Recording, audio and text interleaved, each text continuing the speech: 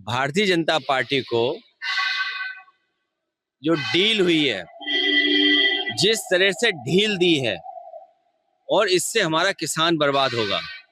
हमारी अर्थव्यवस्था दूसरों के हाथ में। चीन जैसे देश ने हमारी जमीन पहले ही छीन ली है, फिर छीन ली। उसके बाद आप बाजार भी उसको दे रहे हो। इधर जो डील की है, इसमें भी बाजार आप दे रहे हो। रशिया से पहले कारोबार कर रहे थे, अब आपको संबंध किससे बनाना है? चीन से अच्छे संबंध अच्छे बनाएंगे आप, या रशिया से संबंध अच्छे बनाएंगे, या अमेरिका से बनाएंगे? लगता तो ऐसा है कि पूरा बाजार और हमारे किसानों की बर्बादी की शुरुआत अगर किसी ने की तो भारतीय जनता पार्टी ने।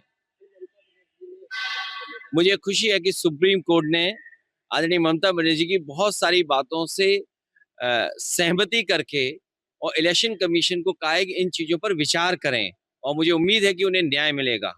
भारतीय जनता पार्टी की काली करतूत की वजह से उन्हें काला कोट पहनना पड़ा, और हम तो जनता से कहेंगे, आज उन्होंने सदन में या कोर्ट में खड़े होकर बात की। जनता को भी अपने हक के लिए और अपने मतदान के हक के लिए खड़ा होना चाहिए, क्योंकि एक बार मतदाता का मत का अधिकार छिन गया तो अधिकार लगातार छिनते चले जाएंगे।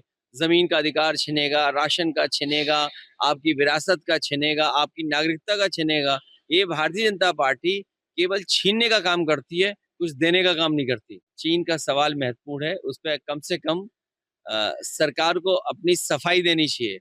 और इसी से घबरा कर, क्योंकि जमीन छीनी है, रेजांगला मेमोरियल जहां था वहां नहीं बना हुआ है, फिंगर 5, पेंगोंग लेक, बहुत सी जमीन हमारी छीनी है। और चीन गिद्ध की नजर से जमीन पर नजर लगाए बैठा है। हमें अपनी नेशनल सिक्योरिटी, इंटरनल सिक्योरिटी पे कम से कम बात करने का, और विपक्ष को, केवल राहुल गांधी जी नहीं बल्कि और विपक्ष के नेता, टीएमसी है, समाजवादी पार्टी, अपना पक्ष रखना चाहते हैं, लेकिन सरकार पक्ष सुनना ही नहीं चाहती है।